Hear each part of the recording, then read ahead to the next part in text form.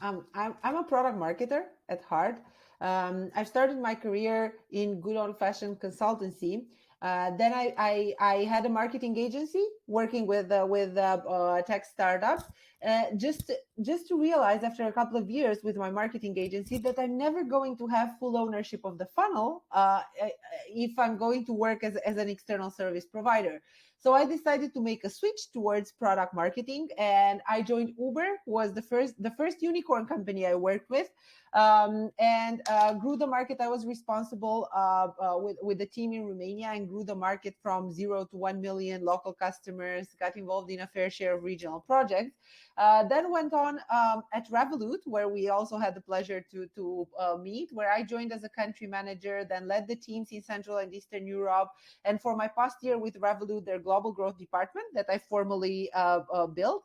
And then I went on to my third unicorn, which is Bitpanda, where I actually where I built and led the growth their growth department as their chief growth officer.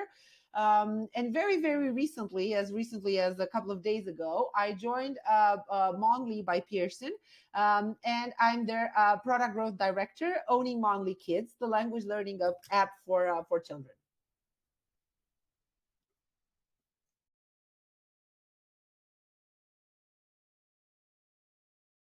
I've been working in growth for more than 10 years now, and in the tech world. I think it's very important to actually stay away from everything that starts with hype, because they are hyped terms, including hypergrowth. I see a lot of startups that are talking about hypergrowth, and they are following vanity metrics, because it's quite easy. Like, how do you actually measure hypergrowth? Because I defined it as exponential growth, acquiring more customers today than you acquired yesterday. But in the end, is it about app downloads? Is it about signups? Or is it actually about revenue? Because true hypergrowth means that you're generating more revenue today than you generated yesterday. It's not about the number of customers that you acquire. And I see time and again early stage or later stage companies that are literally throwing money out the window in order to fake that hockey stick growth curve and fake that hypergrowth. And this never ends well.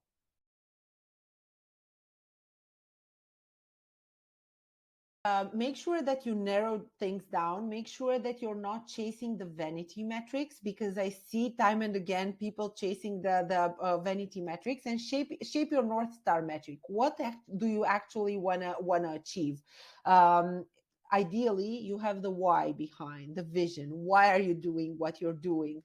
And then you're shaping the North Star metric that you're following, and that North Star metric simply can't be your signups, or even worse, your app downloads.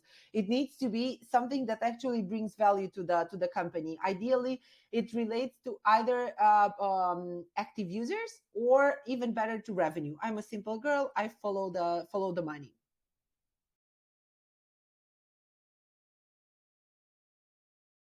Yeah, so I think time and again, you see about this dilemma. Should it be product driven growth? Should it be marketing driven growth? You have on one side the product managers and the PMMs, the product marketing managers, who are fighting for product driven growth. And then you have the marketers, the brand marketers, who are fighting for big budgets and upscale campaigns, and saying that this is the answer to growth. And truth is that neither of them by themselves is, and that both of them complement each other.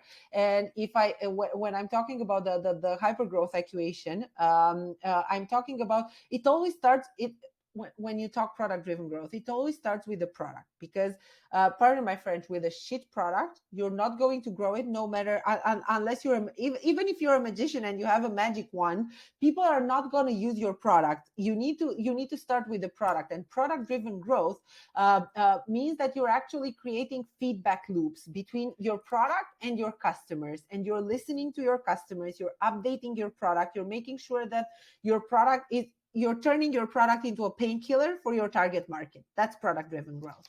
And you're in this stage, and you've check, product driven growth. When you see that your users are actively engaged, they want to talk to you, they want to give you feedback. More and more users more and more customers are using your product, meaning that they see the actual value that your product brings. You also see high stickiness, meaning that you don't see users just signing up and then forgetting about your product. And then you know that you have product driven growth and you've reached product market fit and can go on to the next stage in your growth strategy, which in my opinion, and particularly for B2C products, should not be marketing driven growth, because there's a step in between that we always forget, and that's actually community driven growth. That's actually building a strong community of power users behind your product. These are going to be your fiercest advocates. These are going to be your true brand ambassadors and product evangelists. And this is, I've seen time and again companies trying to buy their product evangelists, the companies trying to pay for their brand ambassadors. There's a lot of confusion with the advent of influencer marketing. There's a lot of confusion here. And for me, the answer is no. Your true community are the users that see so much value in the product, in your product, that they are willing to act as brand ambassadors for your product without you actually incentivizing and paying them to do this. And here is how you actually, they are the start of a community around your product, of people that actually and genuinely care about your product. And once you have this community around your product, you can go to the next stage, which is marketing driven growth. And it comes in handy once your product gets to a point where it's already used by the early majority and it's getting mainstream. And at this point, you actually need traditional marketing in order to get to mass market adoption.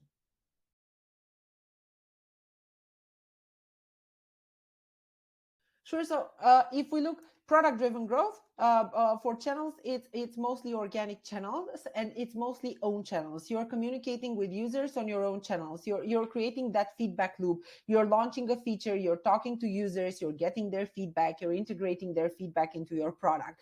You're communicating on social media. This doesn't mean that, I mean, if we talk Facebook, unless you pay, no one actually hears you. So you need to you can put some money behind your posts, but we're not talking tens of thousands. We're talking hundreds of euros of investment. We're talking your social channels. You're talking your in-app, everything that's related to the customer lifecycle, everything that's related to email, push notifications, your websites, the landing pages that you build. Those are the primary channels in product-driven growth. Then when we're talking community-driven growth, you add a layer of first it's events, and I'm talking community events when you're bringing your users closer together. You're building a direct communication channel with them. Then besides events, you can start doing PR. Media relations are very important. Thought leadership, where you're talking and you're positioning yourself as a thought leader in order to actually amplify the community network effects, in order to actually spread the word. And then when you're getting in the marketing driven growth stage, the channels are opening widely to you. Oh, and in the community driven growth stage, you also have referrals that you start activating a lot. And then so you have organic channels in product driven growth. Then in community driven growth, you have organic channels and you also have referrals. And then in marketing driven growth, you add paid partnerships, you add performance marketing, you add the classical above the line channels like the big, sexy, flashy campaigns, the out of home, the TV. These are super useful, but they come at a later stage. So not from T0, not from moment one.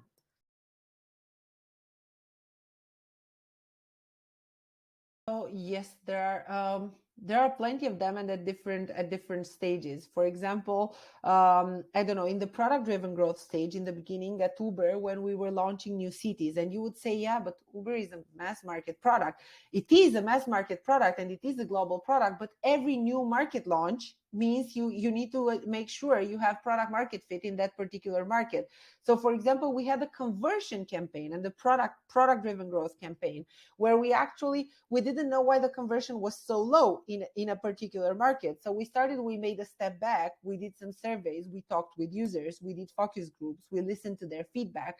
Based on their feedback, we actually launched a new feature of the product, which was the cash feature. It was one of the cities in Romania, which actually unlocked and solved the problem of conversion in the product driven growth stage, in order to help us reach product market fit and enable us to scale. In terms of community driven growth, I'll give you the example of Revolut and the community events we were organizing. For example, in some of the markets, we did what we called Rev Rally tours, and we actually organized community meetups across the key cities, the biggest cities in that particular market, in order to stay in touch and build relationships with product evangelists and early adopters in those markets. Then I can talk about the 360 campaigns that we ran later along the line at Uber, for example. We had some really nice 360 campaign. At Bitpanda as well, we ran a 360 campaign that was really impactful in terms of driving awareness around our product. Again, it depends on the life cycle, it depends on the market conditions, and a campaign, a marketing tactic that worked great at some point for a company can fail gloriously for another.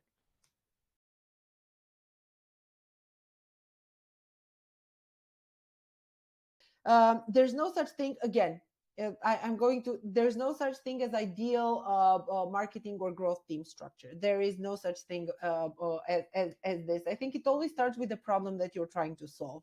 So I tend, for example, right now at the Monly, where I've recently joined and I'm building the growth team from scratch, I'm making a step back and how I'm approaching it. Okay, I know how was the team structure at Uber, how we structured the teams at Revolut, how I structured the teams at Bitpanda. Good. Whatever I did in the past does not apply to the current setting. Why? Because the problems I'm trying to solve are different. So first you need to understand, I think for me it comes down, it's a three-stage process. A, it's about the org structure. B, it's about building in the right people to fill in that org structure. And C, it's about building the processes in order to make that org structure function smoothly and facilitate cross-functional collaboration. But the prerequisite for the A, B, and C is a key question. What's the problem you're trying to solve? What are the key challenges you're trying to solve? So how I'm approaching it now, I'm looking at the problems we're trying to solve, and based on that, I'm doing capacity gap analysis. So these are the problems I'm trying to solve. I'm looking at the existing team, where we are in terms of existing team, and then I'm doing the capacity gap analysis. What capacities do I actually lack in order to solve these problems?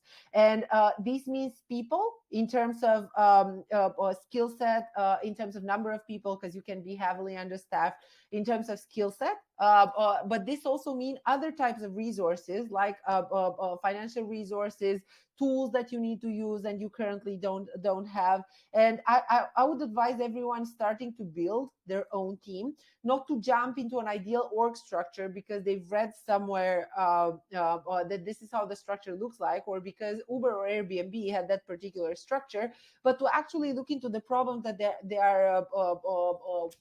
they want to solve, and the best way, what do they actually need, what do they actually lack in order to solve those problems, and bring on board people in order to make sure that they are able to solve those problems and hit their goals.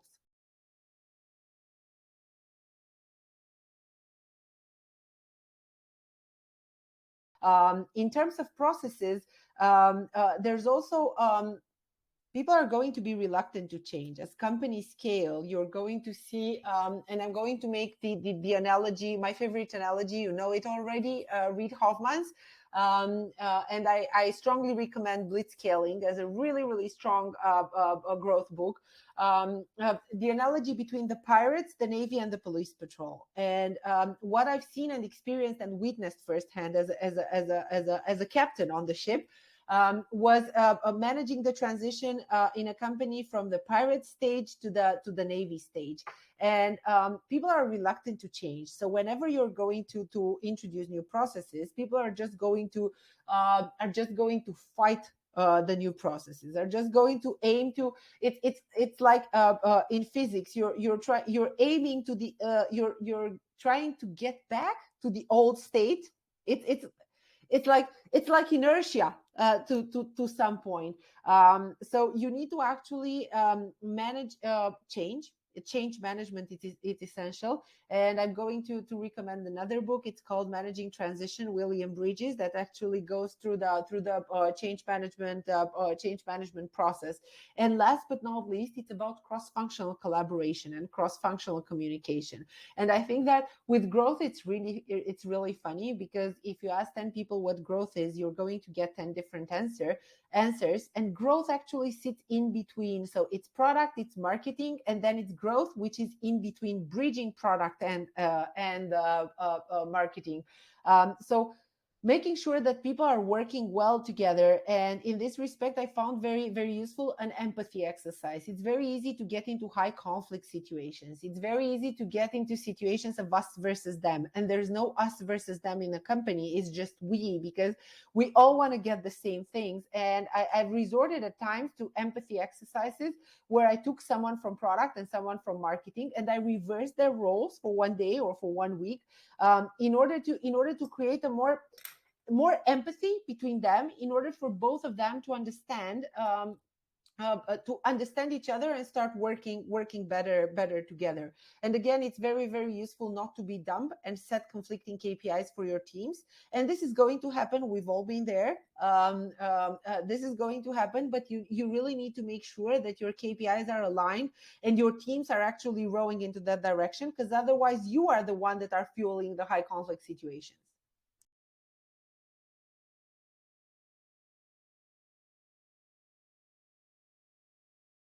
So I think you're never ready for growth. I think it's about, I can create a list of a gazillion do's and a gazillion don'ts, but truth is that, I mean, for one thing that you have to do is never stop learning. Like, make sure that you read in your area. No matter what I say, the problems are so specific and they are going to be so specific to you, and you're going to make a shitload of mistakes. So don't let those mistakes actually discourage you. Be ready, and be ready to embrace the uncertainty. Be ready to embrace the fact that no matter how much you read, no matter how many people you have, no matter how many advisors you get on board, it's still going to be tough and it's still going to hurt. Embrace that toughness, embrace that challenge, and be open to learn. And I think that the only do that I have, it's like with small children. If I say to my personal growth project, who turns 4 now, don't do that because you're going to get hurt, he's going to do exactly that, and he's going to get hurt. It's the same with the entrepreneurs, and it's the same with the early stages. You need to get hurt in order to learn and in order to grow. So make sure that you get hurt really fast and get in this iterative process where you get hurt, you heal, you get hurt, you heal.